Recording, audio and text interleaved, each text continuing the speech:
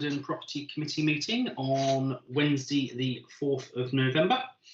Welcome to the meeting. We'll start with 471. Are there any declarations of disclosure of all pecuniary interest, please, from any of the committee members? If you indicate in chat if you would like to speak, and then I shall call you in turn. Not seeing anyone indicate on that one. If you do spot any as we go through, just let me know. 472, any apologies for absence, Chris Freeman? Yep, I have apologies from Councillor Hollis and James. Lovely, thank you. Any committee members aware of any other apologies? Nope. Lovely, thank you. 473, these are our minutes from the 7th of October meeting. They were received by full council at the end of October. Are the committee members happy for me to sign them as a true record, please? Yes. Yes, Chair. Lovely. Thank you, Chris. Thank you, Dennis. That's done. 474, action points and updates. To receive an update from Ros, please. Okay, we're cracking on with King Square. The cascade planter was fitted today. At the moment, it hasn't been painted because we're thinking, because we've used oak, it will fade to the grey colour to match the seats. But it could be you might decide you want to have it painted at a later date once it's been planted. And the planters have been ordered and the railings will be done before the end of November. And the sign is going up on the 12th of November. So I don't know whether at maybe lunchtime on the 12th, we might want to organise a little photo opportunity. If people would like to come down and be involved in that, would that be a good thing to do? Yep, do you want to drop an email to committee members just to, so they've got something written to remind them? Yeah, we'll do. That sounds a good idea. Well, I'm just wondering if that's essential travel or not. Oh, think about that one. Of course. Yeah. Isn't it? Possibly not, but we might have to do it after the end of November. But have a and drop us an email if you think you want to go ahead with that. Yeah, okay. Unless we get it today quickly and just took a photograph with the sign.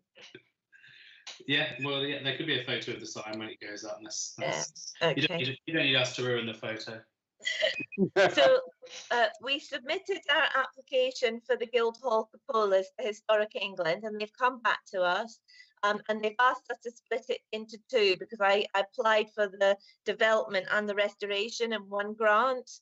And so what they've said to us is yes, they're happy to take a grant application for the development phase. So they give us that's 50% of the first 15,000, and then they want us to come back immediately. We've got the costs and the tendering done for the restoration, and they've added in some additional works that they've noticed and said, well, you know, we're happy to pay for the windows and stuff as well. So so that's really good news on the Guildhall. So that brings us really well in budget because we were concerned whether we'd get that money. So we're doing well on that, so that's really good news.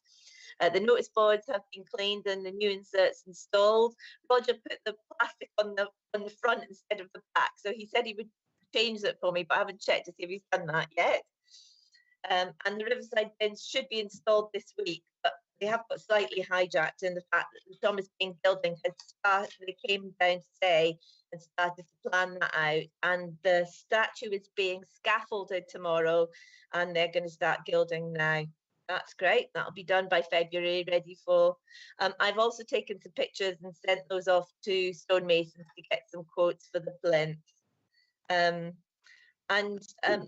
Also Brenda mentioned about having a metal railing around the edge, and I'm just wondering whether we should go for a very, very plain one like we did in front of the Guildhall mural, which we just put to stop people putting the bins out the front of it and damaging it. We could do something very similar. And then the Barnham Cross medium car park, I went back to the contractor and asked them about reducing the specification because we weren't going to pay them any more to do it because that was the thing. They haven't come back to me with a revised price or anything.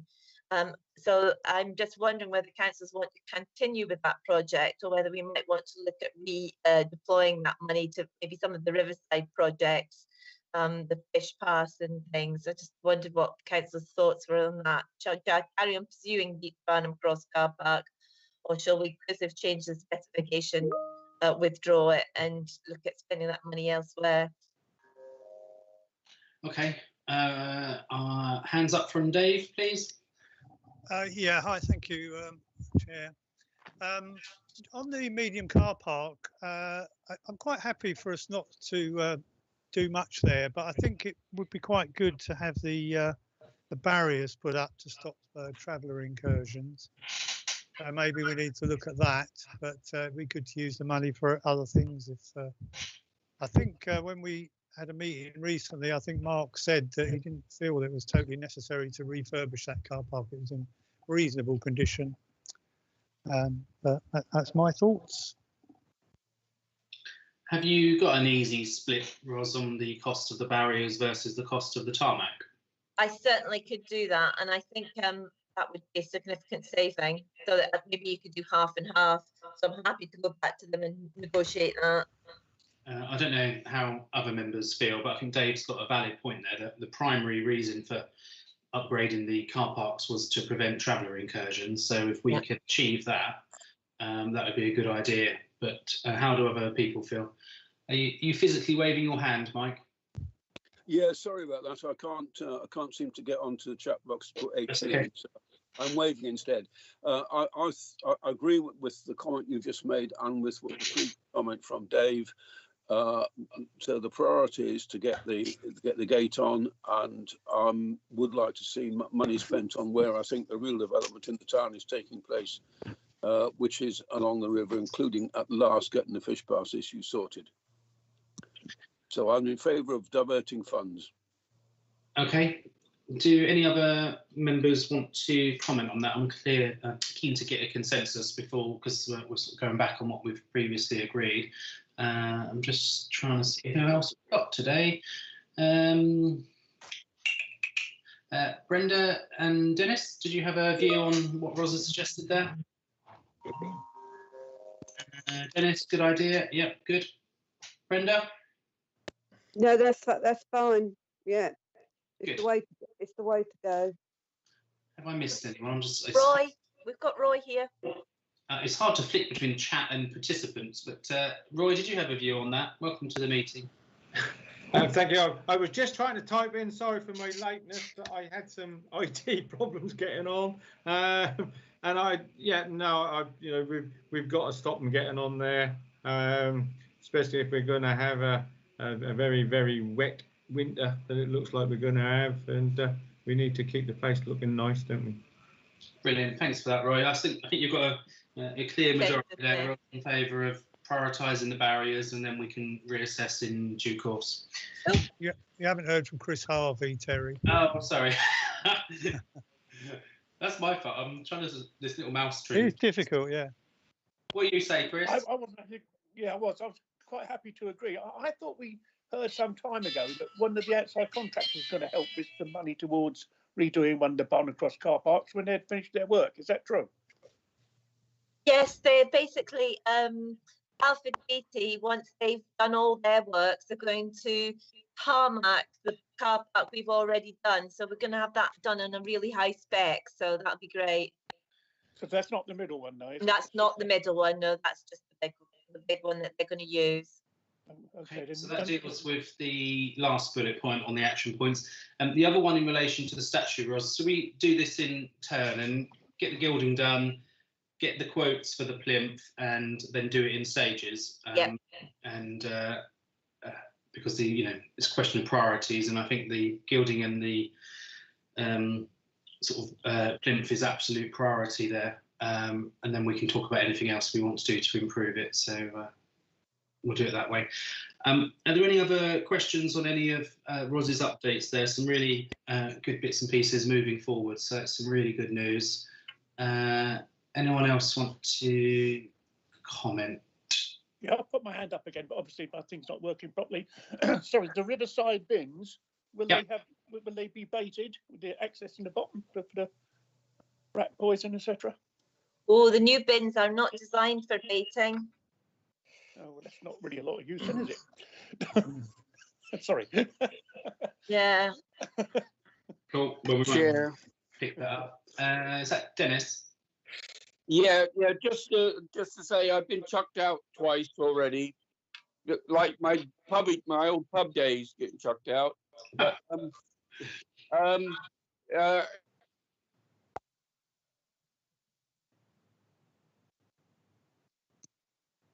you still with us, Dennis? No, someone's barred him again. Right. Terry, can I pop in while we're waiting for him? Yeah, sure. Go ahead, Brenda. When we were talking about the Thomas Paine and the Barnum Common and all that, when we do the budget review, can we itemise all them things ready? Yeah, I think Ros may have already done some of that, but we'll pick that up under the budget agenda item. But that's a fair point. We want to make sure we're putting the right amount aside for these things. I've got hands up from Stuart, please.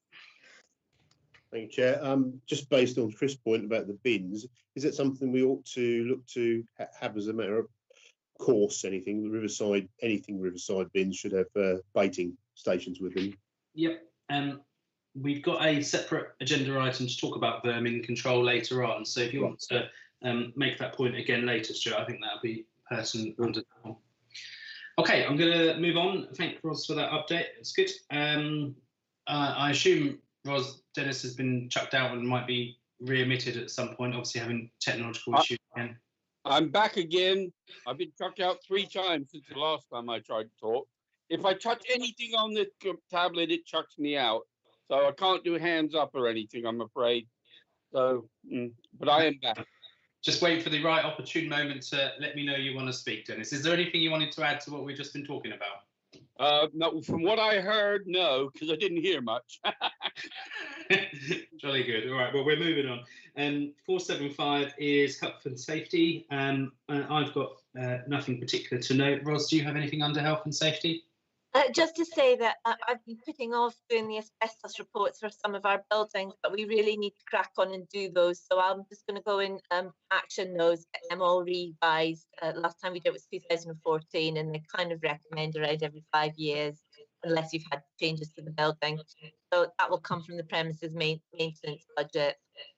It won't be over 1,000. Okay, lovely, thank you. Do any committee members have anything of note regarding health and safety? This is your good opportunity to raise anything health and safety related. Yes, Chris. Sorry again. I must admit, I've not done as much in health as I should have because of various issues, but that's by the by. We've not seen anything back from Ellison Whittam about the Charles Burrell visit as yet. Oh. I think the Charles Burrell have had their report sent to them, haven't they? I can't remember. But I mean, generally, it was a very positive visit in terms of feedback to councillors. But do you want me to put that on the agenda for the next meeting? What's the normal process for reporting back to the committee on health and safety visits? Well, in terms of what we was suggesting, we normally did it below the line, didn't we? And just give a quick update on those visits. Okay, that's fine. If that's the normal process, that's fine. Thank you, Chris. Right, 476, to consider our priorities for 2021-2022. It feels slightly alien to be talking about 2021 already and 2022 definitely, but so you've got some slides on the screen there. These are an updated version of our previous adopted priorities, and as you can tell from the action points and updates, Ros has been busy ticking off as many things as she can on our priorities list and has made brilliant progress. Do you want to introduce this one, Ros, and just say where we're at in terms of our priorities? Yes, I mean, we are, Mark's done loads of them as well, actually. Mark's done loads of it, ticking things off as well. But we did get behind because of shutdown and things. I mean, we still got trim trail is still outstanding. We're still waiting for the planning permissions on that so that we can get that in, but that should be done before the end of March. So we're looking at what going forward, what projects we're not going to complete this financial year, and what we're going to take forward. So we hope that fencing will all be installed. So Mark's priority will be to actually get the grazing established and water to the site going forward. Just the Dane Close, Ramsey Close, Richard Easton Way, we scaled that down a little bit. So £1,000 for improvements for those smaller projects. We want to try and do the I'm going backwards and forwards, aren't I? the security of our sites. And I've kind of split it into 2 years. And councils might want to change the way we've kind of set it out. But what I've suggested we do is, because we started the consultation on Nuns Bridges, we do the proofing on Nuns Bridges first, and then next year we do Melford Common. But we could do it the other way around. We could do Melford Common this year because we've got the scheduled, the Commons consent on that, and then do Nuns Bridges the following year. Chris has got his hands up.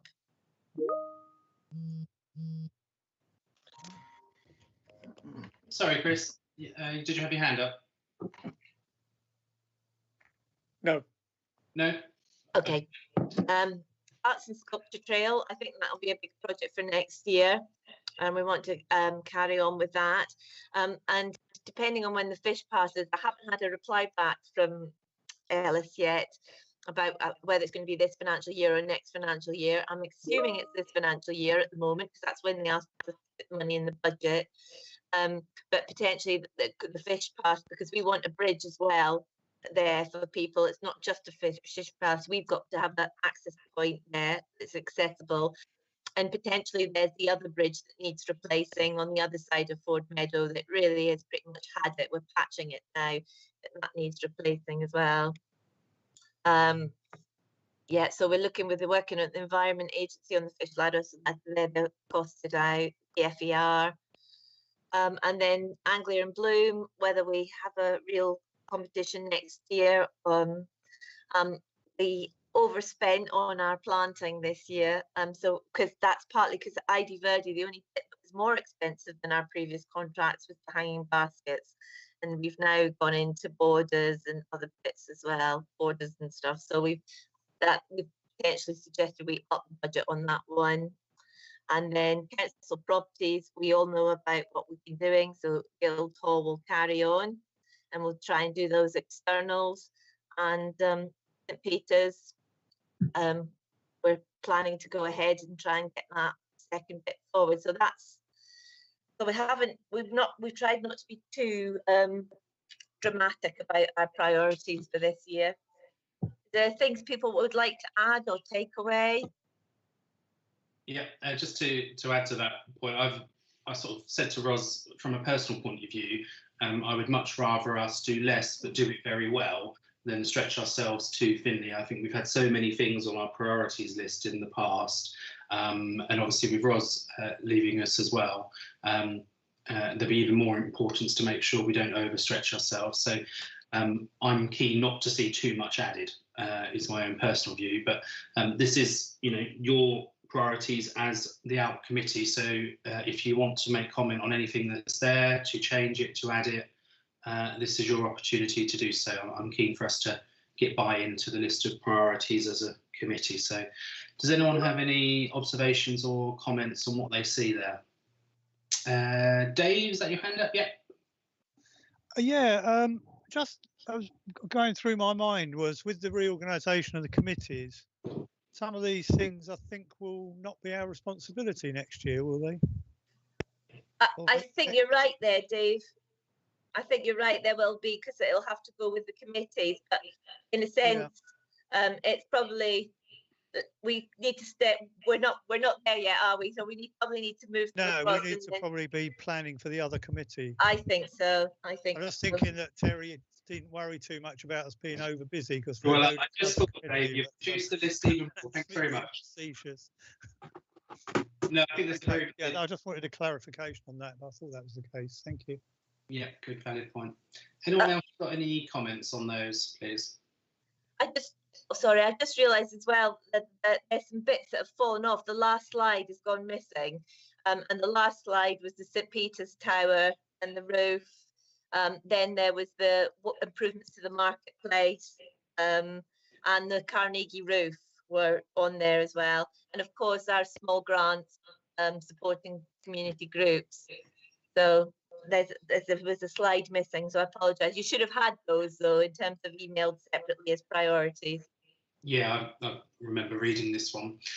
One of the thoughts I had, Ross, was it'd be really useful, I think, moving forward. Is at the moment there's a sort of it's not overly clear on who the lead person is for each of the priorities, and obviously moving forward, Mark Webster will be the lead for some, but somebody else will be leads for some of the others. And I just wonder if we might be able to do an updated version that indicates who's the lead person for each priority, just so we've got some clarity as to, you know, who's the main person for each.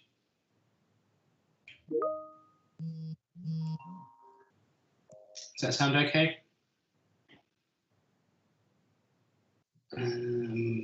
Not sure if we've lost Ros there. I do apologise. That was Dennis ringing me to say that he was sending his apologies because he can't stay in the meeting. Okay, lovely, noted. If Chris could note that. Hands up from Brenda first, and then Dave. Yeah, I don't know how to phrase this really.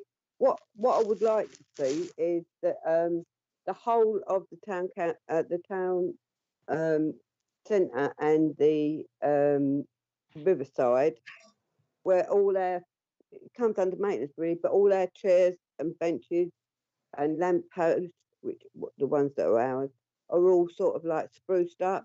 Yeah. Obviously, if it's a priority, I mean, it can run from next year to the year after. But I just think as we lose some, we could just put that on. Yeah, I think that's a really good point, Brenda. Just looking at the budget, because obviously the budget is supposed to sync with our priorities. We do have an annual budget for street furniture, and I was thinking about this the other day. We almost need to prioritise how many new bits of street furniture do we want put in, and how much of that budget do we want to use to tidy up what we already have. So we need to give that some thought, because I don't see much value in putting in lots of new bits but forgetting what we already own. So I think that's a really important point, that we work out, we don't spend all the budget on just new stuff, we actually build in some maintenance. Dave, hands up please. Thank you, Chair. I don't think it's not on the screen now because we've gone on a bit further, but in section 3 there's a bit about helping other organisations, and I think just down a little bit from that, that's showing section 2. Is there a section 3 now? So I've got. Yeah, that was the slide that's missing, I'm afraid. Oh, okay. Well, okay. Well, I've got the original, and in there it says providing continued support to Charles Burrell Museum, and I thought I saw somewhere that the trustees of the Charles Burrell Museum have taken on that role. They have. We could take that out, Dave. Yeah, I just thought that had changed. Yeah. Yeah. Okay. Yeah. Thank you. I think we've done our bit there, because actually we have brokered the Historic England money. So really it's now up to the trustees and Breckland to apply for that money. So that'll be removed then. Thanks very much. We'll take that. I will just check. I know Brenda and Roy, you're both trustees of the museum. Are you happy with that suggestion? Yeah, that's fine. I think they're working with Breckland now. Brilliant. And Roy, I'm conscious. Yeah, you know. Yeah, I must admit, yeah, I'm fine with that. They are looking to get ready to be able to do them, you know, to look after themselves, just as long as we don't forget them forever. You know, they are one of the bigger ones that bring people in. So yeah, but under, you know, for what they wanted, I think they're going to be looked after. If I may say, I'm going to have to go now, because my marvellous Norfolk computer is telling me that it is about to restart, and I've got no idea. So hopefully it won't be for too long, and then I'll come back. But I also am waiting for some solicitors to have a meeting with me on Zoom for other businesses. So I'll try and come back, but I can't promise. Okay, lovely. Thanks for letting us know, Roy, and hopefully we'll see you again. Yeah, we shall try. It's like Councillor Whack Attack at the moment, people dropping in and out. It's I'm trying to keep up with it all. I've got a note of it, Chair. I'm glad you have. Cool. Right. Jenny came in and has gone out again, I'm afraid. Okay. Yeah. It's like the okey cokey. Are there any other comments, please, from members in relation to priorities? Nope. Okay, can I have a proposer and a seconder for the priorities report, please?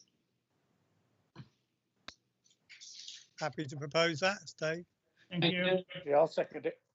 Thank you, Chris. I think we've all spoken in support of it, so that's good. We'll move on then to consider the budget for 21 and 22, and obviously this is linked with our priorities list because we need the money to deliver our priorities. So do you want to introduce the main changes, Ros? Because there's been a few bits and pieces. I know you've put a lot of work into this, which I'm grateful for.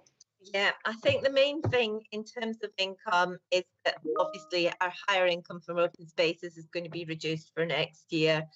But we're hoping that we'll still get our grants in terms of the development work that we're proposing. Right, in terms of our expenditure, we've gone through a look at them. The bonus that we've had is a reduction on our vegetation management costs, and that's partly because of all the environmental work that Mark's done and helped us adjusting that, and partly because ID Verde are so competitive. We've got increased costs on our floral displays, so we've put that up by quite a lot, 4,000 is it? We've broken down our vegetation management contract costs so that you've got a better idea of actually how that's being spent. So there's a sort of 18,000 on the ID Verde contract, fencing, because we've got so much fencing that we have now. The higher level stewardship works that Mark talked through at the last meeting, something for pest control, something for the conservation volunteers, and then there's a load of sort of emergency maintenance that comes along during the year that we have to fix, you know, padlocks being broken into and bits and pieces, filling potholes and that type of thing. So that's our open maintenance. Small grants, same again. And we've put the tree works up slightly because looking at the last 2 or 3 years with the tree surveying and the tree maintenance, we are spending a little bit more than we have been. And then the property maintenance, that seems to be about right at the moment. I think we're getting very good at our property maintenance, so we're getting on top of it. So maybe in 2 years' time, we can start looking at maybe reducing that as a much lower annual cost, because we're still catching up on the maintenance side of things. The toilet, we're expecting from the 1st of April next year that emergency toilet expenditure will go, and we'll be doing more kind of routine toilet stuff. We might have to review that in April, depending on the situation. So that's the main bits, really.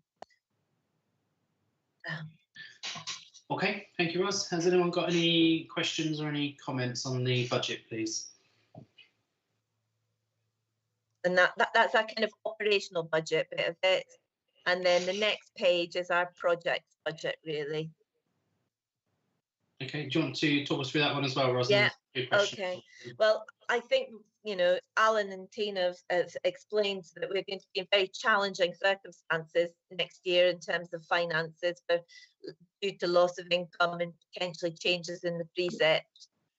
So what we've done, gone through the budget, and we're looking at prioritising projects where we're getting significant external funding. So that would be St Peter's and the Guildhall.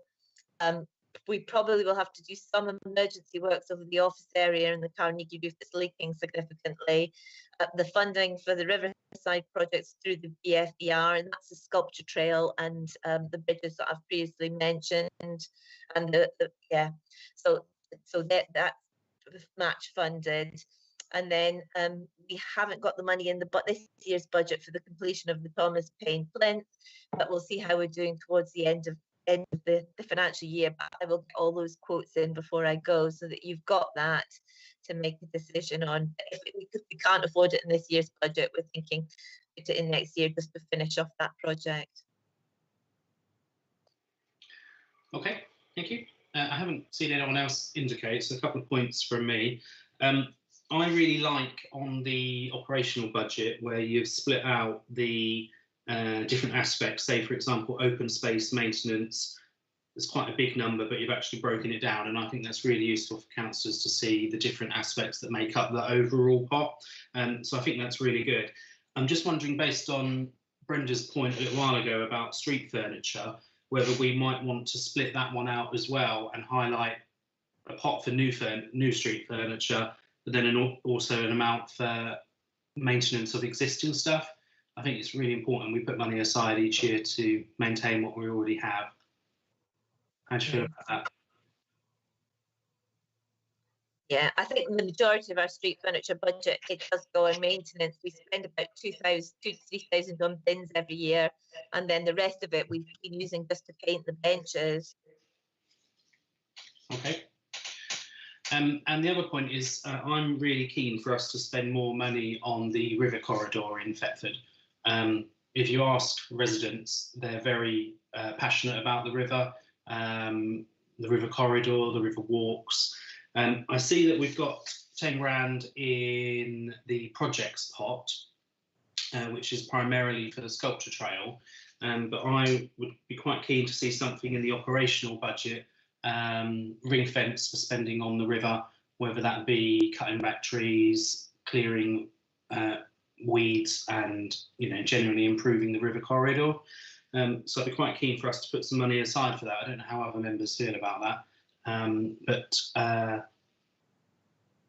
at the moment, if we're asking for what we want, finance can tell us if we can afford it or not, is my view. But I would much rather we put forward what we think we want as amenities. Or is that just me? Has anyone else got any other views? Chris says he agrees. That's good. Thanks, Chris. Anyone else? Dave? Dave's happy with that?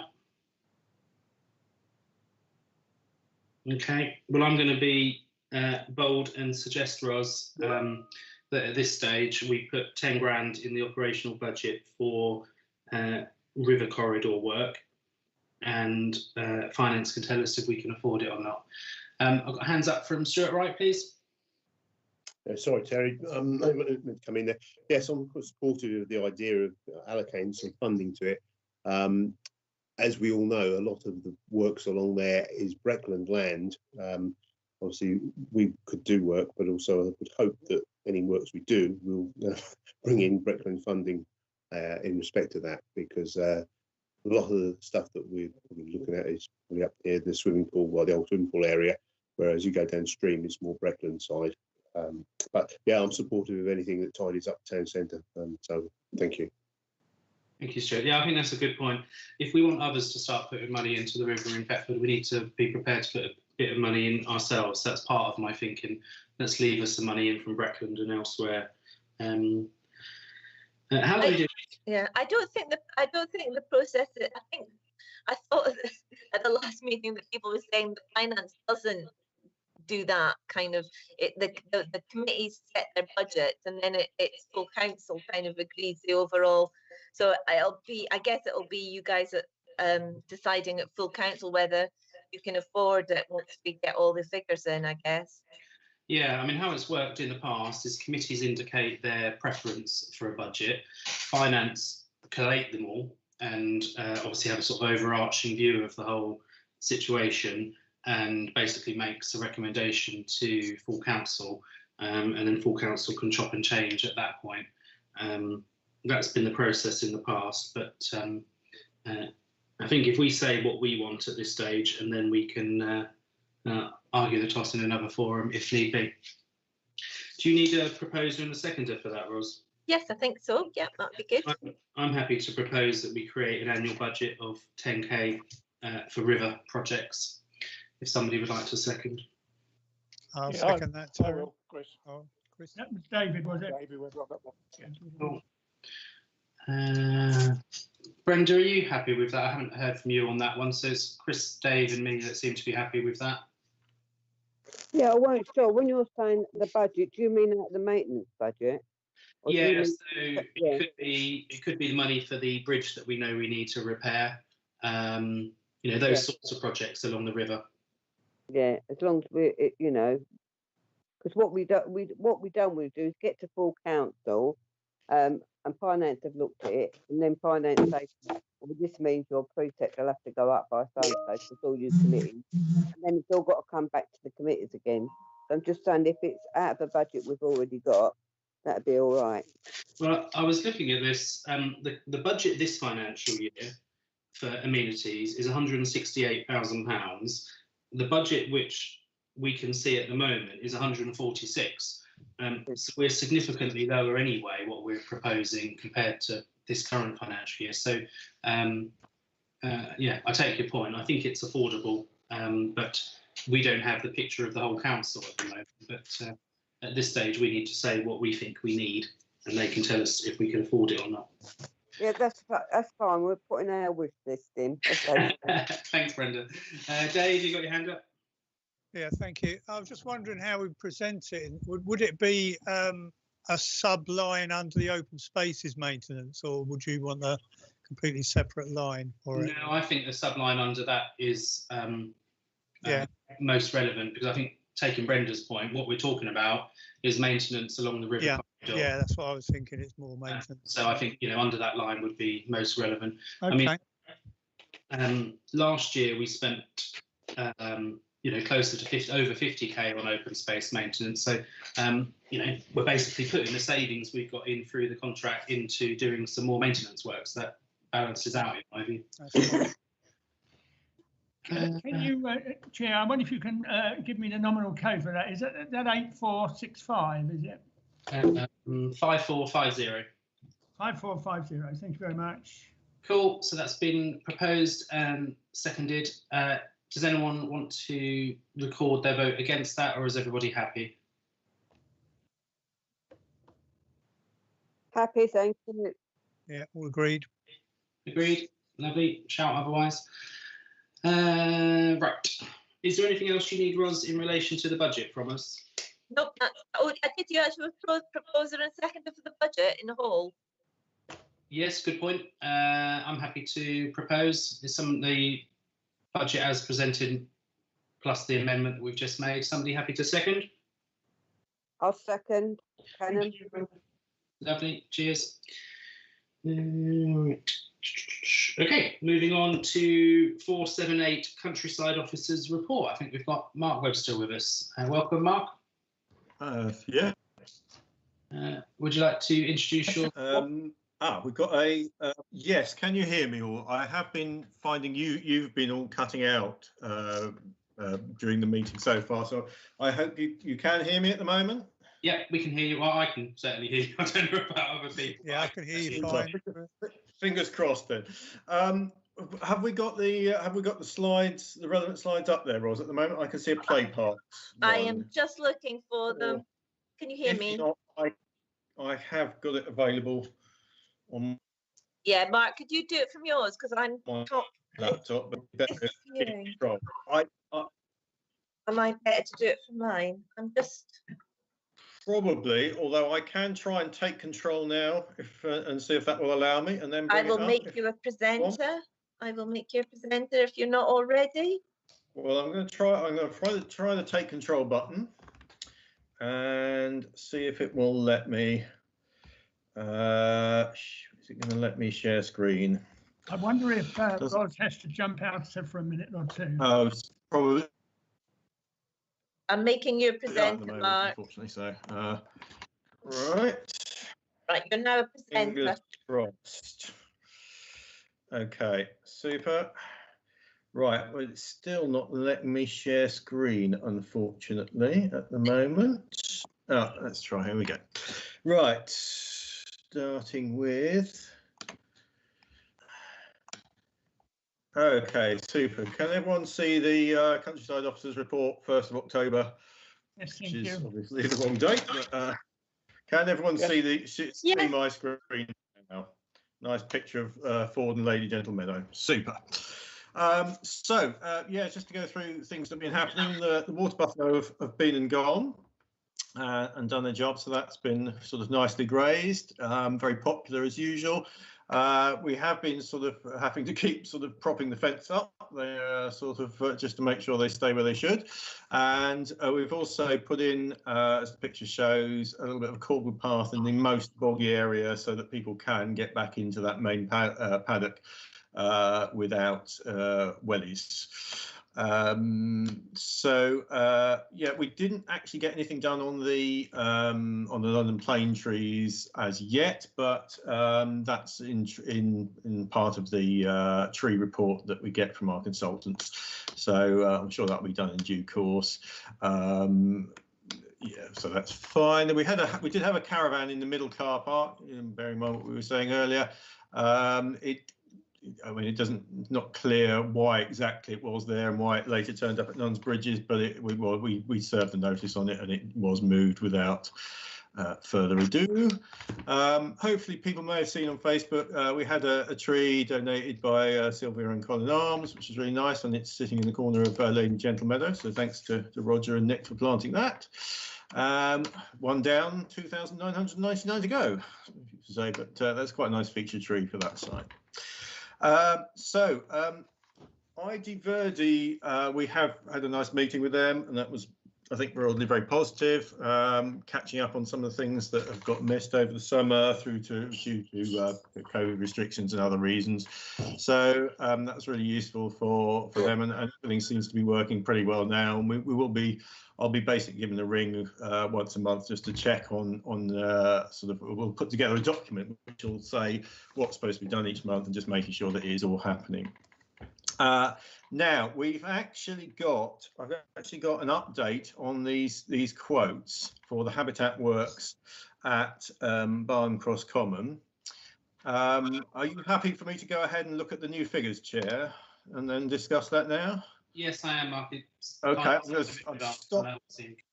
super. In which case I'll stop sharing and I shall now reshare with the other document. So has everyone seen this email? I've got, you should be looking at a table of figures with three quotes on there. Has everyone actually seen that message yet? Yeah, I got it. Yeah. Yes, we have. Yeah. Yep, so you're happy for me to go ahead and discuss this. So basically what we've had is now we've, at the last minute before I sort of set for people as a deadline when I wanted figures by, we have had a third quote in. It is really quite massively cheaper than the others. I do somewhat have my doubts about whether they really fully grasp what they expected to do, but they have seen it. This is a big company. They have got a lot of experience of land management, but although not sort of habitat management on the SSSI. I think they will be capable of doing it.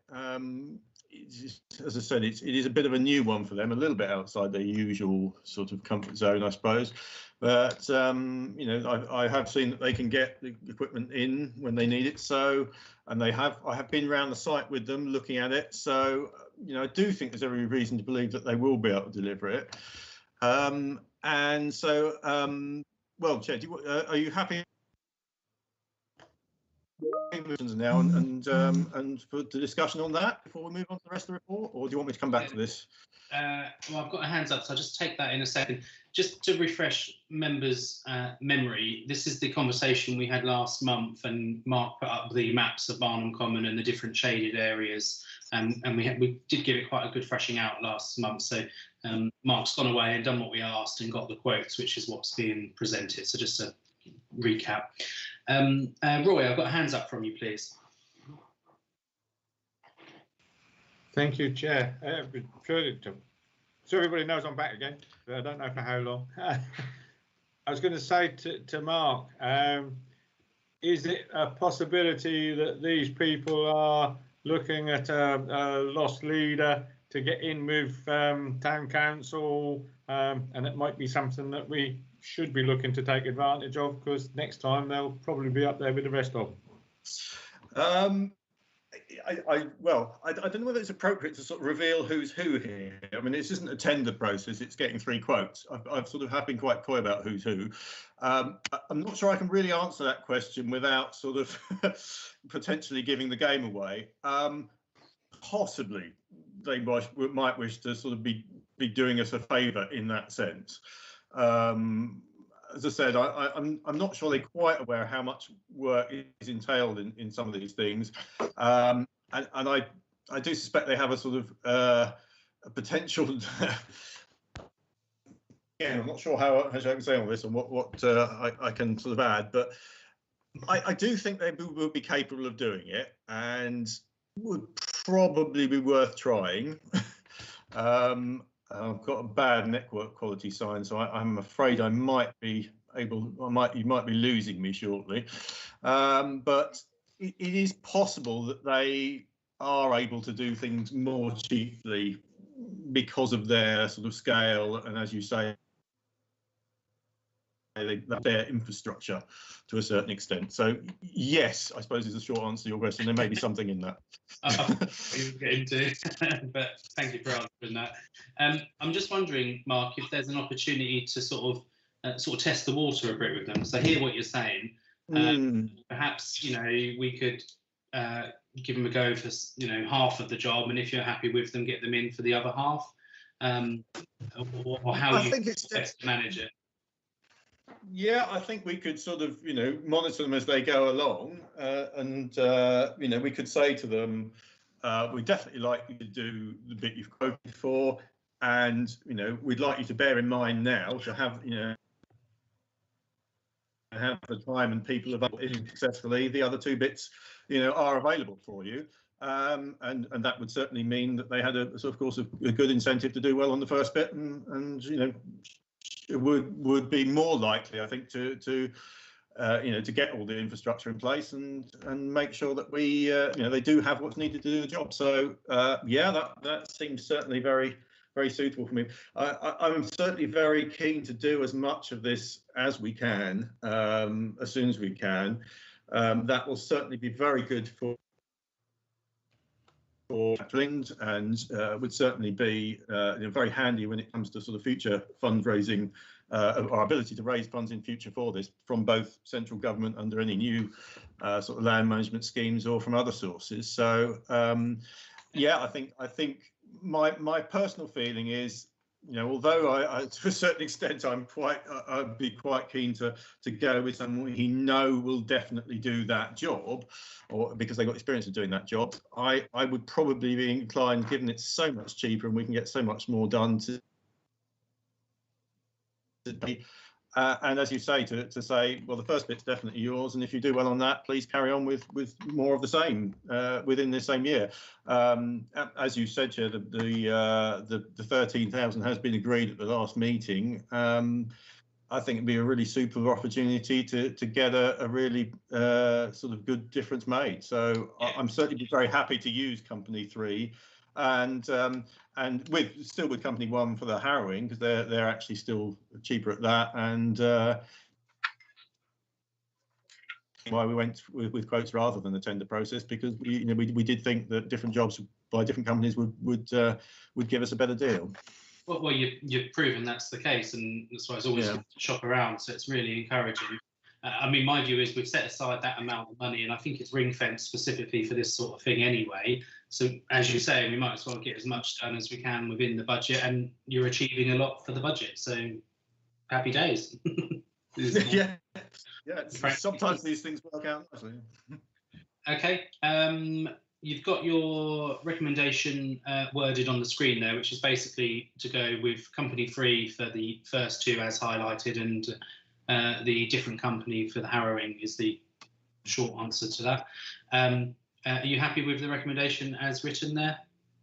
You don't want to make any changes? You're happy with all of that?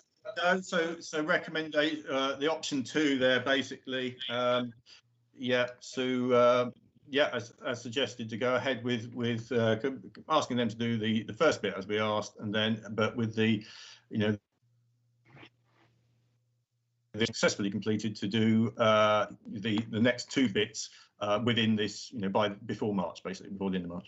Lovely. And just to be clear, because we had a conversation about this last month, this is specifically for 12 months, not for the 3 years. We'll review it after the year. So we're getting on with what's being presented there, and we'll discuss the next stages at a later date. Yes, absolutely. So brilliant. Can I have a proposer and a seconder for Mark's recommendation that's on the screen, please? I will. Happy to propose that, Dave. Thank you, David. And I think Chris was there seconding. Thank you. You two are fighting over the proposing and seconding it. It's only because I think Dennis isn't here at the moment. Brilliant. That's really good news, Mark, and I'm glad that we can get that work. Very much. Sorry, shall I with the rest of the report then? Yeah, please do. Please carry on. Right. Thank you. Yeah. Yeah. Well, that's really great news. It looks, as I said, we've got more done than I was originally hoping when this report went out. So in terms of, it's still those same sort of areas there. This one and this area are the removal of trees and scrub, although this one will probably extend into this really dense patch here, which is excellent news, because that'll work. But that'll fit where the volunteers are working here. If you can see my cursor, hopefully that will be really nice. And the harrowing by the other company will start in this sort of area here. So that's really super news. As I said, the volunteers are working away. We were there this morning, and we'll be back tomorrow. Really encouraging to get some new faces in amongst our volunteer group. Numbers still holding up quite nicely, and it may be appropriate to introduce at this point that, again, hopefully you've all seen an email. We have had clarification from the DCMS. We can continue, and you know, the government is keen for volunteering to continue, and they've made it quite clear that we are exempt, and there's not a limit on numbers required on us. So again, that's really great news that we can continue. This is, you know, the peak time of year. And when we add what the volunteers are doing to what the contractors are doing, that's really, because I'll just go back here for a second. What we're really trying to do, where that blue dot is, hopefully you can see my cursor, the pale blue dot. This is where we've been working up to now, and this has really started to close up this area here. So we're really trying to link these back together to make one sort of much larger grassland area rather than a few fragmented sections. So yeah, that's really good. So yes, if you do see sort of a bonfire on the site at this time of year, it's probably us. I don't mind if you check, but we do occasionally get the public sort of ring up and say, and you know, we're happy that people are keeping an eye. Certainly over the summer, it's really, we would never have a fire on that place because it is a real risk of spreading. But at this time of year, we do have bonfires on metal sheets, confined metal sheets, and so you may see us about doing that. Ragwork just about ready to finish off the stuff. It's still trying to pop up occasionally, but I mean, thanks to the combined efforts of volunteers, sheep, and I'm still seeing a few around myself. That is sort of much more under control. The guided walks for the site that I've been mentioned there, that will have to wait until another month at least. I'm still keen to do it, but yeah, definitely that one's out for the lockdown period, of course. And hopefully, if you have been on the site, you'll have seen a lot more of the signs at the entrances. Pretty much, I think every entrance to Barnum Cross and our other sites now has got at least new sites or the countryside code signs. There's an important part of showing people that it is a looked after place and that they should look after it themselves and that they are welcome there. So it's really nice that we've got, as I said, a welcome at each entrance to the site. Melford Common, I've sort of been keeping an eye on, and Castle Park, on fallen branches as they go along. I've also tidied up some of these fence posts on the top of Melford Common. So if you see some that are shorter than the others, that's the ones basically. But not hugely secured, it does look just so much better. So I'm happy to do that. And I'd just like to say a particular thanks to these two guys. When you hear anything about young people today, these two lads turned out in the absolute pouring rain on that day, and they were brilliant. So particular thanks to some of our young people there who were superb and did a really great job.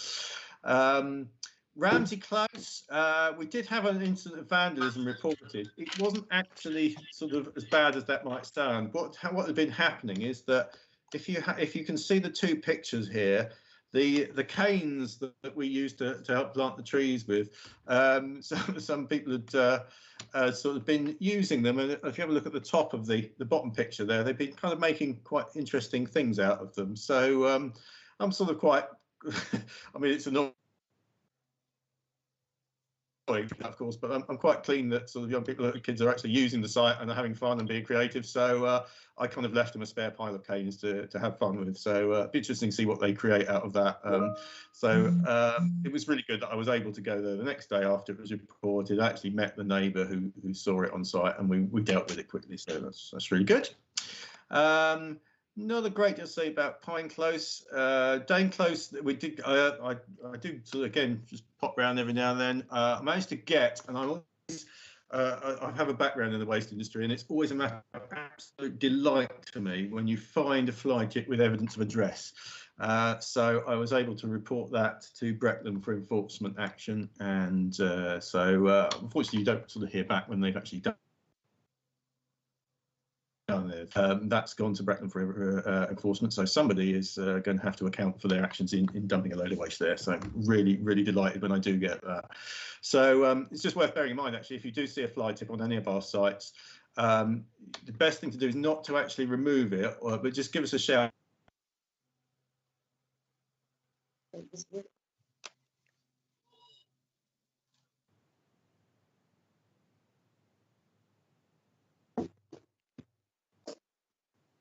I think we might have lost Mark now.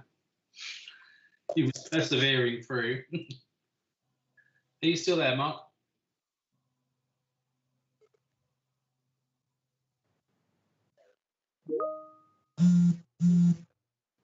Dave, have I got your hand up? Thank you, Chair. Yeah, while Mark is departed, I was waiting for an opportunity to come in. Mark mentioned the guided tours on the Common, and about a month, 6 weeks ago, he led one for a U3A walking group that I was leading. Absolutely excellent tour. Everybody loved it. Oh, sorry, Mark. I'm just telling everyone how good your tours are over the Common. So I just wanted to say that it was a really excellent tour, and all the U3A members were really pleased with it. Ooh. Just giving you a bit of publicity, Mark. Oh, thank you. I'm afraid I didn't hear it, apart from to do with the guided walk, I suppose. Dave was praising your walk. Okay, I shall disappear. Thanks, Dave. Sorry, we lost you a bit there, Mark. Did you want to pick up your on some Fredericks and fly tips? I'll trying to reshare again now. So where were we? Oh. Right. Okay. I think we're back in business. Signs again going up everywhere. We have had a bit of an issue with a resident complaining about us not doing some works that we and our tree consultant felt had no justification for it. I think that seems to have been resolved for the moment. We have agreed that they can either do it at their own expense, or we will do it at the end of the year if any budget remains from our tree works budget. But obviously we have to do the safety and other important works first before we even consider nuisance works, if this would fit into that category. But as I said, at the moment we think that seems to be resolved, unless Ross has got any further updates. But as I said, we will look at that at the end of the year. But at the moment, priorities are for the safety works, of course. And we are now getting in the tree consultants' reports from their inspections that took place in September, and are also taking place this week, further ones. And we will obviously then be able to see what safety works and other important works are needed. Not much to say about Main Street Woods at the moment. Another extremely wet group of volunteers here, so thank you very much for them for turning out. I think they really enjoyed learning hedge laying along Joe Blunt's Lane there, and it's a very, very challenging site to do that. It's not the sort of one where you would actually be able to do a sort of conventional hedge laying job very well. But for a group of beginners, they took to the skill brilliantly, and so I think that will really help sort of keep it away, keep the growth off the path, but also make it a better habitat in that area. BFER, I'm starting to get a few replies in now from artists sort of proposing, there's a list there of what was agreed by the sculpture working group, the sculpture working group, and we are now starting to get replies in for that. So we'll, as I said, I think in a week or two's time, what I'll do is I'll invite the sculpture working group to reconvene, possibly virtually, and then we can review those and see who we want to take those forward. But yeah, looks interesting. I did actually have a look round the Heaven Sculpture Yard at Coney Weston, and it is sort of really inspiring in terms of what we might be able to get done for that. So yeah, looking forward to moving on with that. And if anybody else knows any artists who would be interested, again, they can contact me and I will sort of give them that spec there, basically. So, as I said, volunteer group, I think I've already mentioned about them. We will be doing quite a lot on Barham Cross and other sites over the winter, so good to see that. Have had some trouble with some of the obviously we lost a lot of the trees planted last year, but I'm delighted to say that we are going to be able to replace all the losses. We're looking at various methods, including planting some with some pipes, which might enable watering, although it's a really difficult thing to get around that many trees and water them. We're looking at mulch mats. So there is going to be quite a lot of ways that we're going to try and make our trees give them the best possible chance of survival. I mean, if we do get another, warmest and driest ever April and May next year, there's not much we can do about it. But as I said, in any other conditions, we should get much better results. And yeah, so looking forward to be able to do that. We've actually got quite a lot of interest in that. I mentioned there, Kia Construction, Chiltern's estate agents and guides. We've got another school interested in taking part, and yes, so various other community groups. So it's going to be really good to involve lots of different people from lots of different sources there. And CGM have offered some larger trees, which would be really nice. Actually, some sort of a few. I think it's they're 30 providers with 35 sort of 2 metre tall trees, which we can put in a number of places. Which might actually cover the Dane Close one if we do get sort of a consultation response favouring putting in some trees in there, some fruit trees or something like that. So nothing to actually on at the moment, of course, again, apart from the volunteer group. Yeah, here endeth the report, folks. So I will unshare, and if there's any questions, I'm happy to. Thank you very much for that, Mark. Lots going on, and it's really encouraging to see the volunteer group can still meet, because I know how much they all look forward to it. So that's jolly good news. I bet you was very relieved about that. We've got hands up from Brenda. Thank you, Brenda. Yes, Mark, thank you very much for a full report there. I always think I'm going to sit down and listen to a story now. Going on, Terry, we've already set our priorities for this year, next year. What I'd like to see is next year, when we're setting our priorities, that we invite Mark along, because Mark is not just the officer, it's the officer that's doing the work every single day. So what he might have priorities that he needs to put forward as well. Yep. Correct me if I'm wrong, Mark, but I think you and Ros pretty much produced the priorities together and input in the budget specifically. So, but if there's anything else, then we're all ears. Let us know. Yeah, no, I mean, I'm happy enough with it. I don't feel excluded, if that's what you're getting at. So, yeah, you're absolutely right. I have been involved and I've been sort of consulted. So, yeah, I'm very happy to sort of, you know, to have that input whenever invited. But yeah, I mean, the budget is obviously a big thing, and Ford Meadow Riverside works, of course, have already been mentioned. So yeah, no, that's great, and thank you. Thank you for raising that, Brenda. Has anyone got any other comments or questions in relation to Mark's report, please? He normally does such a full job with his written report and then his verbal report. You answer all our queries, Mark, so we don't have any. I can't see anybody indicating. So. Thank you very much for that. In terms of next steps with the Sculpture Trail, if you're confident, thank you, no, thank you. If the I don't know whether it's screen blank. Sorry, Brenda. So I'm been locked out. My husband saying you've got a blank screen. Okay, that's fine. You're still with us. I can hear you.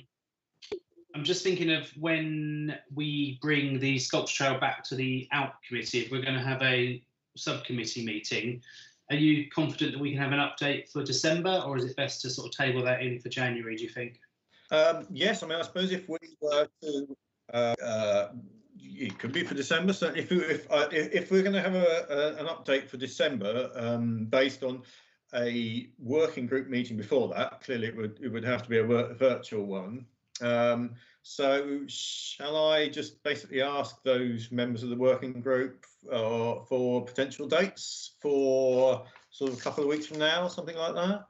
Yeah, that's fine. If we do it offline, send an email and work something out. I'm keen to take the whole of the committee on the journey with the Sculpture Trail, because you know, it's something that we're all passionate about. So if we can give an update in December, I think that'd be really useful. But I'm just thinking in my head about agenda items and stuff. So. But we'll work out. We'll have a subcommittee meeting in November, followed by an update for ALP in December, as long as you're happy with that. Yeah, it should be fine. That would fit with what I've asked artists to reply to me within sort of a couple of weeks. So if I sort of as I said, or request a date from people for the working group for just after that sort of deadline passes, and then we can look at those and go, so you know, we can then look to recommend for the next ALP committee, basically, I would have thought. Yeah. Brilliant. That sounds really good. Can I just butt in a moment? There isn't an ALP meeting scheduled for December. Oh. Unless you'd like to put one in. No. Good point. Thank you, Chris. December's usually kept as free as it can be, I think, but it's not sure. Well, yes, I doubt we'll all be going to Christmas Carol service and Christmas shopping very much, but leave it with us. We'll have a chat offline, and I'll check to see what the mood is if members want a December meeting. It could be we have a meeting just to discuss 2 or 3 things, one of them being the Sculpture Trail, but I'm always nervous about missing meetings because you just end up having loads for the following meeting. But we'll deal with that in another place, but that's a rough idea. Right, we'll move on. Thanks for that, Mark. 479 to select the replacement play equipment for Castle Park. Is that one, Ros? Yep, that is. So we had a very good response to our consultation. Tom did a Google form, which I haven't used before, and that worked really, really well. We've got 582 responses, and lots of people shared it. And there was a clear winner, and they went for Callooh, which I was really surprised at because it wasn't one that I was in my top 3. So that's a copy of the Callooh one. I went back to them because I know that there was quite lots of people did like the Viking option and the kind of the historic links to going to something that was a bit more historical. And I asked them if there was anything we could do to Viking it up. And they came back to say, well, we could change the colour scheme and we could put some Viking finials and stuff on. So that's their normal Viking ship, where they've got the prow. We will get the prow because it's not part of the design, but we would get the hammer and the shields and everything, so it looks a bit. I think that it might as well be Celtic rather than. Could we get away with it being Iceni warriors? Couldn't we? What do you reckon? So the option is that we stick with the blue one, which is 16,995, or we make it a little bit more historical and go red with a bit of a Viking makeover at 17.5. Stuart, I'm sorry to defer to you, but I often do ask for your heritage knowledge. Do you have a preference on this one? I think the red one would look really good, and paying reference to the Vikings is a great thing. We need to do more around town, which we've been talking about for many years. So yes, I'm really supportive of the idea of making it red and Viking it up. For that a little amount of money, I think it would make quite a nice impact. It's not just such a colour issue, Ros. It's more the more expensive option makes it more historical. Is that? Yes, I think so. Cool, because I'm naturally drawn to red, of course, but I'm also drawn to history. Well, careful, we'll be saying that you're a Trumpite if you go for red today. It's the opposite way around. I thought you might, Roy. Hands up. Do you want the blue one? No, I must admit I'm going to stay out of that conversation. I think the red is a super idea and the Viking thing is a super idea. I'm just wondering, because we can't have the prow bit, we keep talking about sculptures and various other things. Would it be possible to start to think about where we place it and when we place it, that something along that sort of prow type thing could be added at a later date by the schools or any of these one or two of the companies and things like to do things, don't they, that they get put down. I know like Warren Services and that did one or two bits in metal, and the guy that does our the sign for the town centre might be worth sort of just keeping it in mind that we could Viking it up a little bit more as and when. Cool. I think that's a fair point, Roy. If we do the first hurdle, get this one done, and then we can review how it went and what else we might want to do with it. I'm a big one for doing things in stages, but let's have a bigger picture as well. So I think that's a good idea. Yeah. Cool. Can you pop the price back on the screen, Roz? I can't remember how much it was for the. So basically, there seems to be preference for the 17,500 one. I mean, I'm happy to propose that if somebody wants to second it.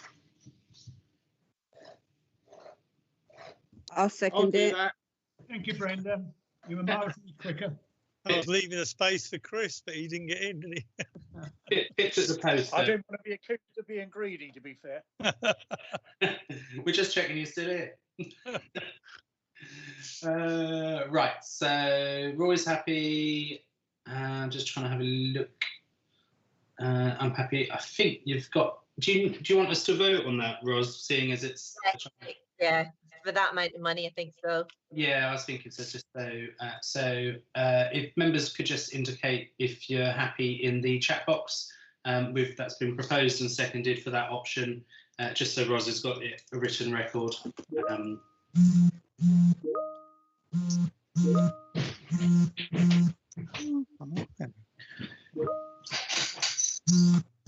Yeah, I've got 4 anyway. Mr. Chairman, Yes, Jenny?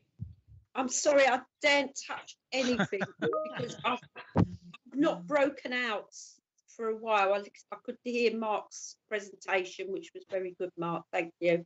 But I agree with that one. Let's go for the red makeover. Lovely. Thanks, Jenny, and thanks for verbally and confirming and sticking with it with the technology. I think that's unanimous then. I think so, yes, Chair. Can't see anyone that hasn't indicated with Jenny's contribution there. So that one's approved. Thank you very much. That's good to have a really well responded to consultation, and we're delivering what people wanted, which was their first choice, which is really good. Where are we at? 480 litter pickers. So this is a proper agenda item to deal with the discussion last month. If you remember, we wanted to purchase some litter pickers and other kit to support people with community litter picking on a sort of semi-permanent loan basis, up to 500 quid. Does anyone want to comment or ask questions on that, or are you generally happy with the discussion last month about it? Can I come in there, Mr. Chairman, please? Sure, Jenny. Yeah. Thank you so much. Yeah, I mean, I'm for litter pickers, but what I was thinking is Cloverfields have purchased their own litter group, picking group stuff for their groups. Norwich Road have got a nice set that they do their litter picks with. And am I right in thinking that from county council money that you received, you got litter picking equipment? Yeah, there's certainly some stored at Charles Borough. Yeah, well, see, my way of thinking, please correct me if I'm wrong, is if that's come from county council money being looked after at the Charles Borough, then that's for your wards, for your county work, because that's county council money that was handed. So there's litter picking equipment for that area, Borough, Abbey, St John's and St Martin's. And I'm also under the impression that Breckland put a litter picking kit into the Abbey Centre, but that's been taken, and the town council actually have that in their possession. Am I right so far? Yeah, we've got 2 bags of litter pickers. One of them is from Breckland, and one of them was one we purchased. Although we can't give them out at the moment because of the COVID contagion. No, that's what I was going to say. But so really, there's only one estate as such. Well, one area, which is the Ladies' Estate, Highlands, Woodlands, and Fairfields, that don't actually have any equipment, but we could actually come to the town when we're able to borrow that equipment. Am I right in thinking that? I think there's a difference in sort of equipment. So with the stuff that you've described, that tends to be available for organised litter picks by groups, particularly resident associations. So somebody will hold on to all of that equipment and they'll roll it out each month or however often the litter picks take place. With what's being proposed here is actually litter pickers for individuals. So they could take it with them to an organised litter pick if they want, but actually they could use it when they're going for a walk, or they could do their own thing as a family. It's modelled on the similar scheme in Sudbury, where they purchase litter pickers for people in the town, and on an individual basis go out. And it's just the town council in Sudbury saying, we want to encourage residents to take pride in where they live and to help them with litter picking. Obviously, purchasing the equipment is a bit of a barrier for some people. We want them to keep hold of it, not have to return it to the organised, the monthly. Because none of that's happening at the moment, you see, because of COVID. None of the regular litter picking sessions are happening. Whereas if people had their own litter picker, they could, on an individual basis, go out and do their bit. Oh, right. I think that's the difference. I don't just saying. Yeah, I'm completely with you now. Yeah, I'm completely with you. So basically, it'd be purchasing litter picking equipment for individuals that would like to be able to go and pick around their estate. No, I understand that now. Thank you. Thank you. Worries. Thanks, Jenny. I've got our hands up from Roy. Thank you, Chair. I mean, I'm totally in support of that. I just will ask the question, do we have any problem with the marvellous health and safety and insurances? If we give somebody a pick an arm and they go up on the blooming I-11 and get run over. Is it our fault? Because, you know, it's just that I think perhaps we ought to just check whether or not we would have to have an increase in our public liability or something for you know, providing these things. I mean, I would hope not, but something that perhaps just needs checking before we do it. Yeah, I think that's a really valid point, Roy, and it's always worth double checking as well before we eventually go down this.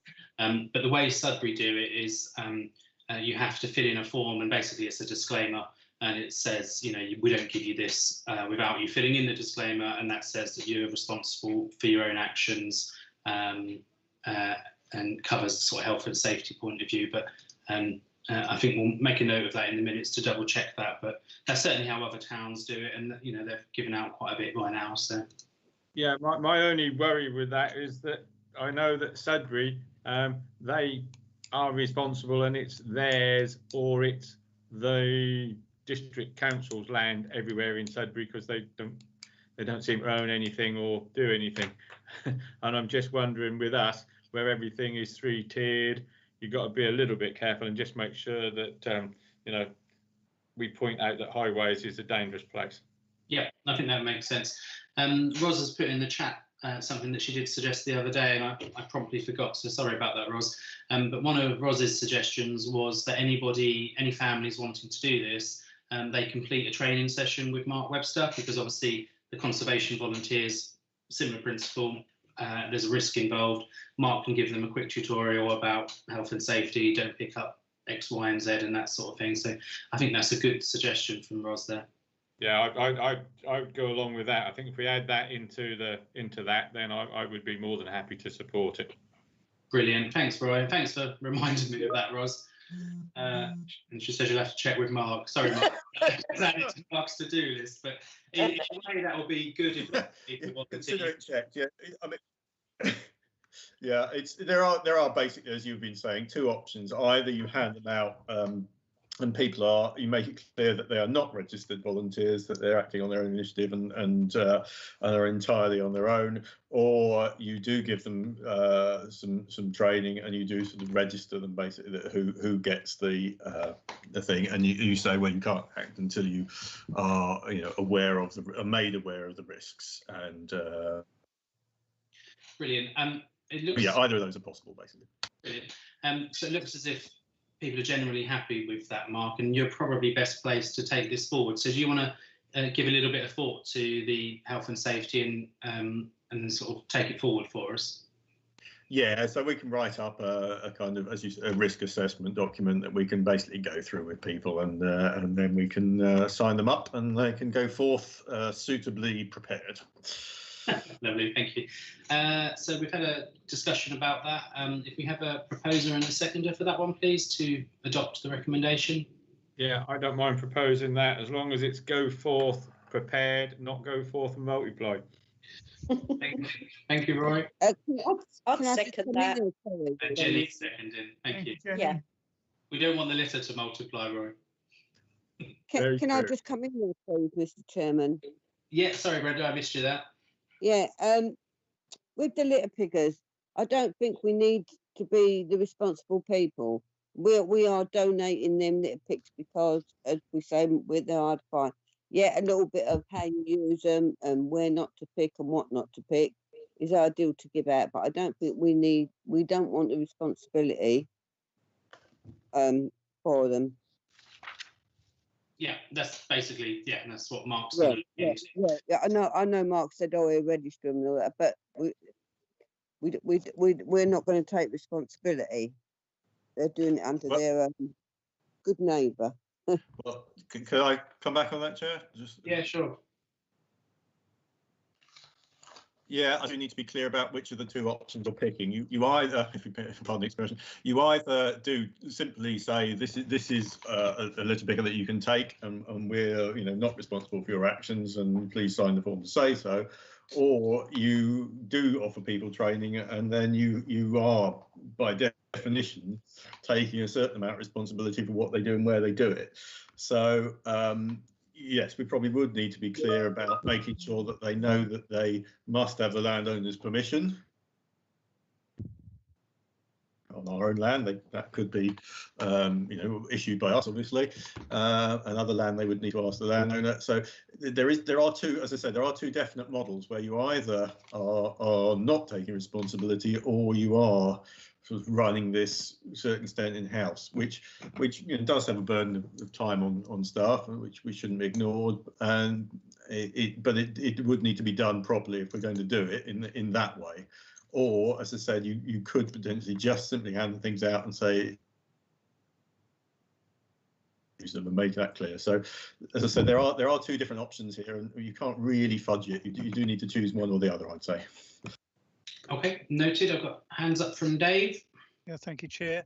I'm just thinking that there is a potential advantage of the signing up as volunteers, in that you could have an ongoing relationship with people, and Mark, as well as they would be signed up as one of his volunteers, and he could give them information about the conservation work and any other initiatives we've got. So it's just a good way of contacting people and being in contact with people and enthusing them about the conservation work that we do and that they would be a part of. So that just sort of throw that into the mix. Fair point. Roy, please.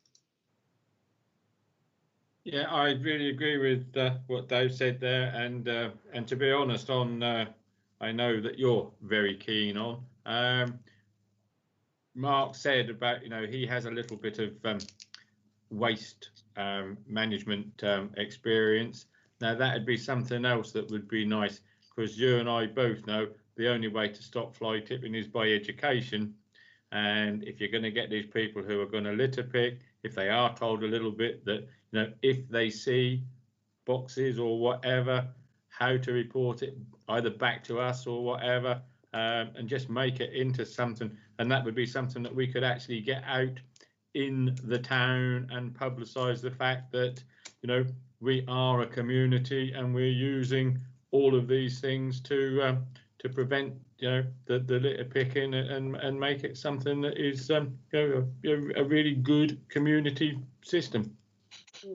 Yeah, I agree. I'm just having a quick look, Mark, at the Sudbury option, and they certainly do collect name, phone number, email address. So there's a sort of degree of vetting and support for people with, that want to do this. They don't just hand it over and off they go without any guidance. So I think the option you gave, where people sign up as a volunteer and you maybe give them a copy of the risk assessment and a bit of a briefing, I think that would seem the best way to go if you're happy with that. Yeah, as I said, I'm happy to do either, as long as we are quite clear. We get a clear steer now from the committee what they want to do, and then we can be clear with the public about exactly where our responsibilities end and where their responsibilities start, basically. So yeah, I'm happy to put that together, and as you say, it's a good way of people and a very positive thing. So yeah, happy to do it. Brilliant. I mean, it's another sort of string to your bow in relation to conservation work, because I walk my parents' dog quite regularly on Barnum Common, and I litter pick as I go. And the last thing we want is the animals and whatnot over there eating litter, and I think it ties in really nicely with your conservation work. So that seems like a good way forward. We've had a proposer and a seconder. Ros, same principle. Do you want us to indicate in the chat, because we're spending some money again, that we're happy with? Yes, that would be super. Yeah. So are there any further questions, folks, before we move to the vote on that? But I think we've given it a good chat and we've come to a good conclusion, I think. I can't see anyone indicating, but so if you can just indicate in the chat, please, if you're happy with the proposal. Can I do it verbally, please, Mr. Chairman? Yes, please, Jenny, of course. I totally agree. I agree with it, purely on selfish reasons, because I can use one of the sticks and not get stung by the nettles when I'm picking the bags out the nettles. Brilliant. Well, So, you yeah. can sign up if you want, Jenny. I think that'd be really nice. I don't need to sign up. I just need a stick. Okay, we'll give you a stick. Chris Crimmin, are you happy with that? There's several people in the chat indicating they're happy.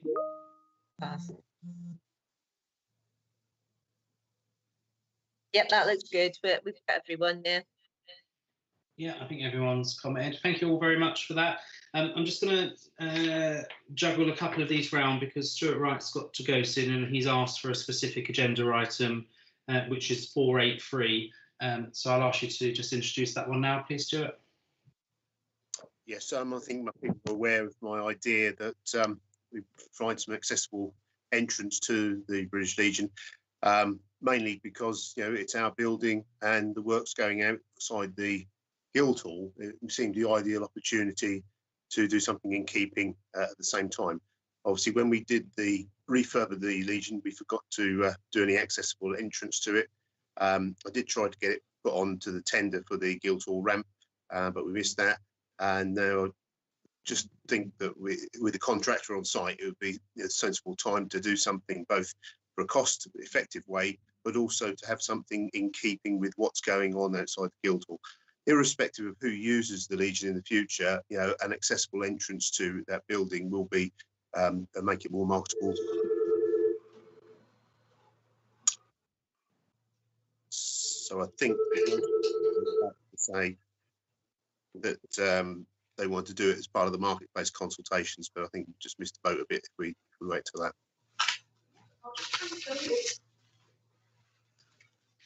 Okay. Ros, do you want to reply to that? Yeah, like I said before, we both Stuart and I did try and get it added on to the 2 previous jobs we did, but we missed out on both times for different reasons, really. The only problem we've got adding it onto the additional one now is that I think we need listed building and building control for it because it's on a listed building, which means that I think it will be costly to do it, add it on to what we've already got, but it's up to councillors really. Would it cost us anything to get a quote for the work? We can certainly do that, I think. Because it might. There's no point applying for listed building consent if it's cost prohibitive. But it's just do it in order.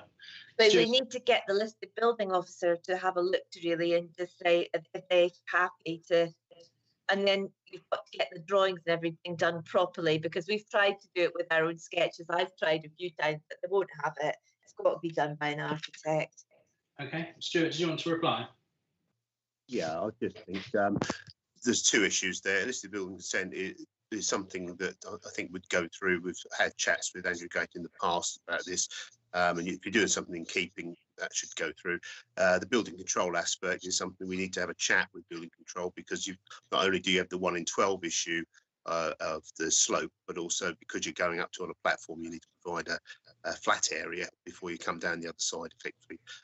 So I was quite happy to chat to building control about that and do the drawing sufficient to go for listed building consent. We definitely get the costs. Yeah, I'm sure I'll get those costs and then bring them back so you can have a look at it. Yeah, I'm happy with that. Are other members happy with that course of action? Can I just come in there, please? Yeah, just bear with me 1 second, Jenny. I don't know if somebody's got TV on the background or something, but I can hear. It's Brenda. Brenda, you need to mute yourself. There we go. Sorry, Brenda. Jenny, over to you. Oh, thank you. It's a pity, really, that weren't sort of brought to the forefront when the Legion was renovated inside, etc., wasn't it? And cleaned outside. So I remember now because we did try and do it, and we brought it to council, but because we were so overspent on the British Legion refurbishment anyway, I think people said no. That's what I was going to. Yeah. That's what I was going to come back on. It's a shame we couldn't have done it then. So getting all the costs together, I can't remember, you'll have to enlighten me. Did the tenders go out for the ramp for the Guildhall? Yes, that's been awarded. Had them back, have we? Yeah, and that's all been awarded now. So basically, this is a separate. This is going to be, even though it's in keeping, it's going to be a separate job. Yeah. So it's got to go through the right channels then, hasn't it? Yeah. And costings as well. Yeah. I think if I've got the proper information, the proper costings and everything to look at, then I could decide. But I can't really say yay or nay, not having the figures, etc. So what we're saying, Jenny, is we're not against, but we do want some more information. Is that right? Yeah, totally, Chair, totally. Lovely, thank you. Dave, got your hands up? Yeah, thank you, Chair. I'm just thinking, although there's a possible cost, it sounds like Stuart was offering to do some drawings. This is something that we are going to have to do at some stage. So maybe we should get the drawings done so that we have the drawings in place ready for when we are ready to go, if it doesn't happen at this time. So I don't think it's a cost that we're going to expend and then not get anything out of. So I think it would be good to carry on and do some more exploration and maybe put a little bit of money into getting the drawings ready. Okay, thank you, Dave. I've got a hands up from Brenda. Yes, thank you, Terry. Obviously, you know, we're not going to fault having a ramp in one of our buildings. But what we need to do is, you know, we've got to go back to the drawing board, because once again, it's about budgets. Even drawings have got to be paid for. We've worked on a budget, and then we keep altering our budgets. And then once we've got the drawings and everything, then we've got to look at where we're going to actually get the money from. And we're talking about next year's budget or the year after's budget. So I think we need to really look at this. Okay, so what I'm hearing from folks is you're happy for us to look into it, or Ros to look into it on our behalf, and try and get some more information, particularly around costs, is really what I'm hearing. Just want to, Ros, do you want to just do that as a action point, or do you want that action point? Fine. Yeah. Brilliant. That gets us to somewhere at least anyway. Cool. Hopefully, Stuart, that gives you what you need. I think you're still there roughly. But that deals with that agenda item. Thank you. So we'll skip back to 481 St Peter's Church to consider the appointment of a consultant to develop the meanwhile use strategy for St Peter's Church. And this follows our full council meeting when we spoke about the capital improvements and the Historic England or Heritage Lottery, I can't remember, funding bid. Yes, so Historic England have come back to us and said they'll look at our application for St Peter's, but they're a bit concerned that they're not getting funding for the building from anywhere else. So I think it would be really helpful for us to say, well, this is our strategy. We've appointed these consultants. We are now we're taking that further, and we're employing them to bid for some money. And these are the places that we're going to ask money from. So that they can see that we're actively engaged in looking at funding the building from other sources. The consultants have given us some costs around different bids, and we've already agreed in the budget for next year, which we said earlier in the agenda, £10,000 in there to develop the meanwhile use strategy and the marketing.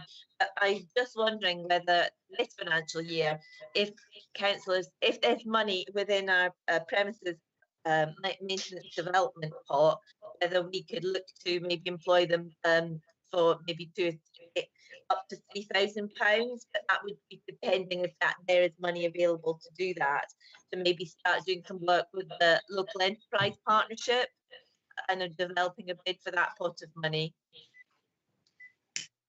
Okay, so in short, Ros, what you're asking is, we've agreed the next stage of the building work, or to seek funding for the building work, but we still need to do some more work to develop options and what we want to do with the building in terms of using it.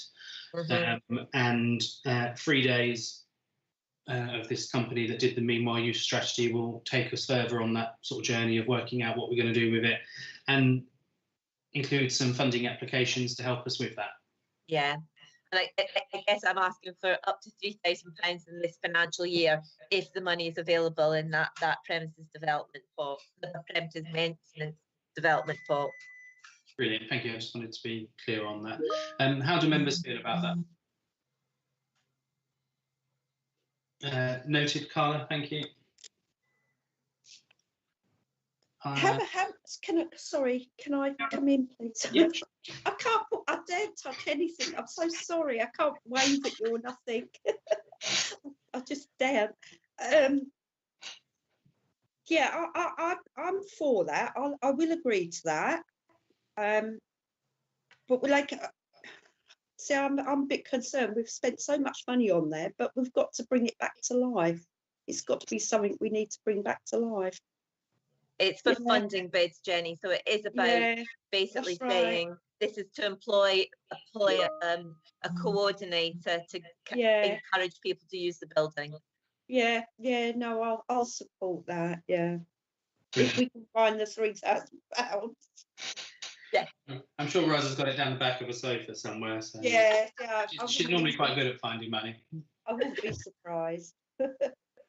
So Jenny's happy. Dave's indicated in the chat that he's happy. Do any members want to speak either for or against? I know Carla's abstaining. No. Good. Usual principle, Ros, it's up to £3,000 if we've got it. Do you want a proposer and a seconder? Yes, please. Chris Harvey's proposing. Thank you. I'll second that if you like. And Jenny's seconded, thank you. And I can see in the chat we've got Dave, Brenda, Chris, and if I type in myself. And mine's Virgil. Fine, Jenny, yeah, and Roy. Carla's abstaining, so that's a full house. You happy with that? Lovely. I'm hoping to be new Colin Burnett. You know that. Brilliant. So Peters, right, how are we doing for time? Good. Marketplace consultation. This is the second of our consultations recently, and also had a lot of responses, which is brilliant. John, have you got a slide for that one, Ros, with how many responses we had? I haven't actually. I just sent out the report to everyone. I think, Jerry, you were suggesting that this is such an important thing to the town. It might be good to set up a working group and invite councillors to look at that feedback in detail. That's right. Yeah. So my conversation with Ros was there was a lot of responses to that consultation about the Market Square, which is encouraging, and it's a big project. And I don't think, given how much we have on our ALP agendas, that we have enough time at these meetings to go through all of that and to have a proper chat. So I was thinking maybe if we had a separate meeting, a workshop, or whatever you want to call it, but we can actually go through those consultation responses and have a bit of a discussion is really what I was thinking would be best to do. Hands up from Roy. I agree. Yeah, I was just going to say, Chair, that I think that's an important thing to do. That is the centre of the town, and it would be nice to have a working group sort out. I, for one, would really like to be on that. Obviously, it's both my wards. In fact, all three hats cover the actual marketplace. So yeah. And you never know, you might be able to talk to Norfolk. Brilliant, thanks, Roy. In terms of membership, I'm just going to leave it as open membership. So if any member of ALP wants to come along to it, rather than having a defined membership, it's more of a discussion than a sort of formal meeting as such. So more the merrier is my view. So if we work out a date and somebody to facilitate it, Ros, and then we can get a date out to members. Just if I could come back there, Chair, as long as it's not before the 12th of this month, that would be my only thing, because I really would want to be there. But between now and the 12th, I'm a little bit sketchy on dates. After the 12th, I should be fine. That's fine, Roy. I think there's enough stuff on the go at the moment, and this, yes, it is important, but it isn't urgent straight away. So I think that's a good suggestion. Ros, do you need to say anything else on that one? Are you? I was going to suggest that I might ask David to call that meeting, if that's all right, because of the length of how the area is used by the marketplace, which he has responsibility for. Yep, I think that's a really good idea. Great idea. And we could have his input as well, because obviously, you know, he knows the area. Right, so that deals with 482. We've done 483. 484 should be brief. I think Ros has literally just emailed us all to confirm the meeting with the town warden from Sudbury. Last month, I think we reported that he was happy to meet with us to talk about the town wardens in Sudbury, and that's been set up. And I can't remember the date, but it's next week. It's the 12th at 2 o'clock. 12th at 2 o'clock. So that's just to note the date of that meeting, and hopefully members can attend. 485, Thetford vermin control. Chris Harvey, did you want to talk about this one? Because I know this is one that you asked for, concerned about rats. Yeah, I don't want to go back in history and be classed as the rat person like one of our other councillors was tagged with that label some time ago. But I've had several residents complain to me about the number of rats along our rivers, etc., etc. And I was wondering about the baiting system that we use. It appears it's a Breckland issue, not ours. Breckland do the baiting. How often they do it and whether it should be improved. And if we put new bins in by the river, which obviously we have, why haven't they got space for the baiting things to go into? Because, you know, people keep bringing up about rats and rats. We don't want to stop people feeding the ducks and swans because that's something people enjoy. But I think we have to educate people, you know, possibly putting the signage back regarding the feeding of the birds on the riverside, etc., to try and alleviate this major issue we have with this rat infestation. Okay, Ros, what's the current situation? If I remember, the council always used to do some baiting, but that's changed, I believe, hasn't it?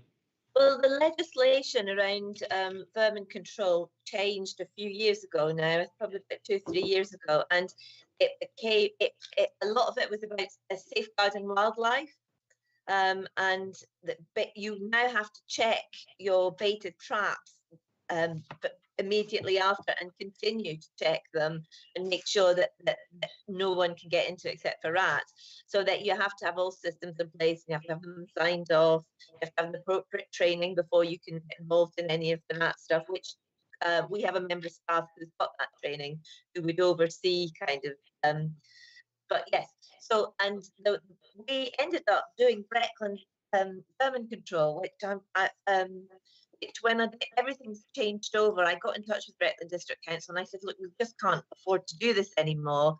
And they went, well, I don't know why you're doing it anyway. It's our responsibility. I'll sort it out. So they just took it on board. But you were saying that they only do it monthly. So, yeah. Well, Chris did ask me about this last week, and I checked with Breckland, and they only do baiting on a monthly basis, which, you know, as soon as the bait gets eaten, then there's no bait left the rest of the month for any of the other rats. So I'm wondering if monthly is frequent enough, or if, you know, we need to do something. I'll bring you in, Brenda. I see you've got your hands up. Yeah, I spoke to Steve. I forget his last name now. I'm terrible with names, aren't I? From Breckland. Hitchman. Yeah, Steve Hitchman. I don't know if it was last year or the year before. And I said, why can't Breckland put in like the old-fashioned bubblegum machines?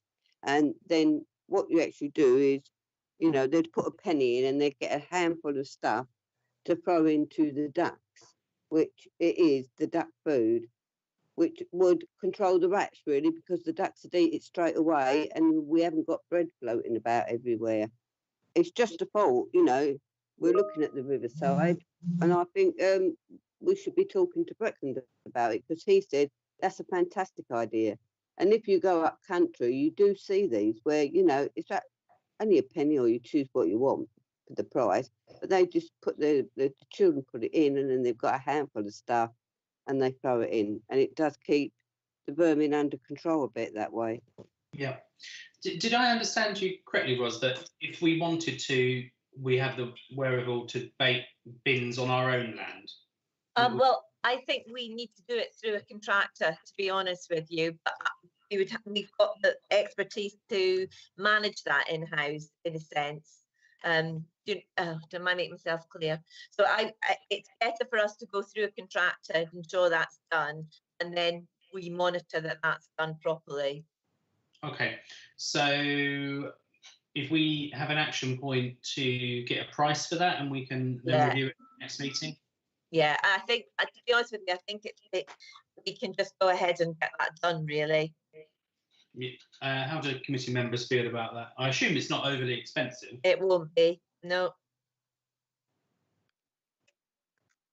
I agree. Thanks, Jenny. Me too. Are members generally happy for us to crack on and at least bake the ones that we're responsible? That seems to be the responsible thing to do. Yes, please. Keep Chris happy, then he won't be known as the Rat Man. Brilliant. Cool. And then we'll try and get some clearer understanding from Breckland about the frequency of how often they do it on their bins. But certainly a bit more baiting on our bins would help. Do you need anything else on that one, Ros? Are you happy? Chris, are you happy, seeing as you asked for that one? Over the moon, Jerry. Over the moon. We're going to please. Roy, yep, noted, Roy. Thank you for attending, Roy. Right, 486, correspondence. And there was one, so there was the ongoing complaint, which I thought we've resolved a little bit now. And there was one other piece of correspondence from the River Group asking us about our involvement with the new jetty. That's really between a private company in Breckland, and we forwarded them, and Breckland have made those contacts for them, I understand. So that was the only two major bits of correspondence. Okay, noted. Thank you very much. And 487, community engagement. Is there anything we need to let people know about the boat? Yeah, I think the Viking ship is a really positive story, and just having a quick look. Yeah, I think that's probably the most important one from this meeting. I think people would be really pleased that we asked for their views, and we've gone ahead and done what their top preference, which is good. Okay, before we move on to the exclusion of press and public, I just wanted to say above the line, Ros, because this is your last amenities meeting, just wanted to say publicly thank you for all of the work that you've done on behalf of the Amenities Committee over the last few years. You've worked incredibly hard, kept all members up to date with what's going on, and we're very, very grateful and wish you well in the future with what you do. If you pop into the office, I'm not sure if you're in the Carnegie Rooms or yeah, I am today. Well, before you go home, if you ask Karen in the office to show you, there's a small gift from the committee to thank you for your work. So make sure you take it home for you. Make sure you take it home. Don't leave it in the cupboard. But there's something in the cupboard for you. It's been a pleasure. Thank you, Ros. Yeah, did any other members want to say anything before we move on? I can see a couple of comments in the chat. Can I just say something, Mr. Chairman? Sure, Jenny, yeah. Yeah, I'd like to thank Ros as well. She's been an asset to the Town Council with all the help and the hard work that she's been doing. And I know I'll miss her, and I'm sure others will miss her as well. So thank you very much, Ros, and good luck in your new path of what you're going to do. Thank you. I don't want to go now. Terry, can I say something as well, please? Sure, Chris, go ahead. I'm not normally one to give gushing praise to people, but I must admit it's been an absolute joy to work with Ros over the last period of time. I've even survived her driving, and but we are going to miss her badly, that's for sure. She's going to be a really hard act to follow. Lovely. Yeah. Thank you, Chris. Can I just say something now? Yeah, sure. Go ahead, Brenda. It's a bit emotional, Rod. but you have been a god, you've been a godsend to the town council and to me as a whole. I couldn't have got through without you lots of times, and thank you very, very much. Thank you, Linda. You made me all go gooey. I know, that's why I'm not saying nothing else.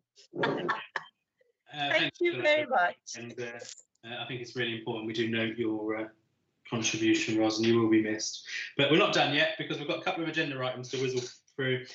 So 488 is exclusion of press and public, to consider resolving that pursuant to the Public Bodies Admission to Meetings Act 1960, the press and public be excluded for any remaining items of business on the grounds that publicity would be prejudicial to the public interest by reason of the confidential nature of the business to be discussed.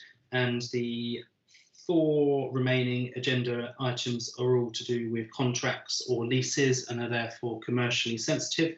Are members content that we exclude